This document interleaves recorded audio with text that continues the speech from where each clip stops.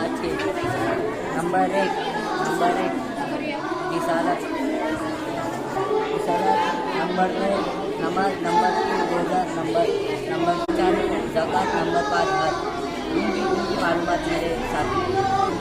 मैं आपको इस्लाम के पहले रुकन तौहीद और रिसालत की मालूमात देना चाहता हूँ। तौहीद के मानी गवाही देना, ला इलाहा इल्लल्लाह मुहम्मदुर रसूलुल्लाह, अल्लाह के सिवा कोई इबादत के लायक नहीं, और हज़रत मोहम्मद सल्लल्लाहु अलैहि वसल्लम अल्लाह के बंदे और उसके रसूल हैं। अस्सलामु अलैकुम वरहमतुल्लाहि वबरकातुहू। मैं आपको इस्लाम के 5 अरकान में से दूसरे अरकान नमाज के बारे में मालूमात देना चाहता हूँ। नमाज इस्लाम के 5 अरकान में से एक अरकान है। सल्लल्लाहु अलैहि वसल्लम के इरशाद है कि अल्लाह ताला चाहता है कि मैंने तुम्हारी उम्मत को 5 नमाज़ें फर्ज़ की है, और इसका हमने ये अमल कर दिया कि जो शख्स इन 5 नमाज़ों को अदा करने का अहतमाम करे तो मैं इसको अपनी जिम्मेदारी पर जाने का दायित्व दूंगा। जो इन नमाज़ों का अहतमाम ना करे तो उसको रोज़ा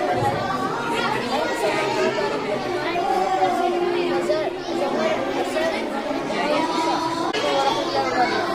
मैं आपको इस्लाम के 5 अरकान में से एक अरकान रोज़ा, इसकी मालूमात देना चाहूँगा।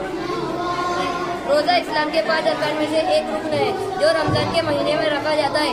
इसका मकसद अल्लाह का कुर्ब हासिल करना, नफ्स पर काबू पाना और गरीबों की भूख का एहसास करने का है। रोज़ा सुबह सादिक यानी फज्र से मगरिब तक खाने पीने और जिनसी ताल्लुक से परहेज करने को कहते हैं।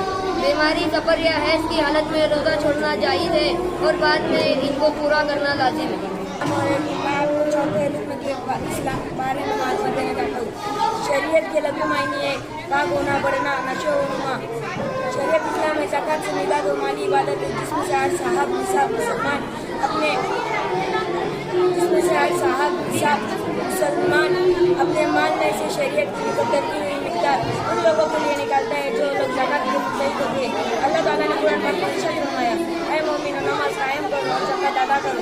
ज़कात अदा करने से माल पाकिज़ा हो जाता है और अल्लाह अपने सोच और कर्म सोच को मज़ीद बरकत अता फरमाता है। अस्सलामु अलैकुम वरहमतुल्लाहि वबरकातुहू। इस्लाम के 5वें रुकन के तौर पर हज एक फर्ज इबादत है जो हर उस मुसलमान पर जिंदगी में एक बार फर्ज है। जो जिस्मानी और माली तौर पर इसकी इस्तिताअत रखता हो। हज के मकासद, ये अल्लाह का घर काबा की ज़ियारत है। इस सफ़र का मकसद हज़रत इब्राहीम अलैहिस्सलाम और हज़रत इस्माईल अलैहिस्सलाम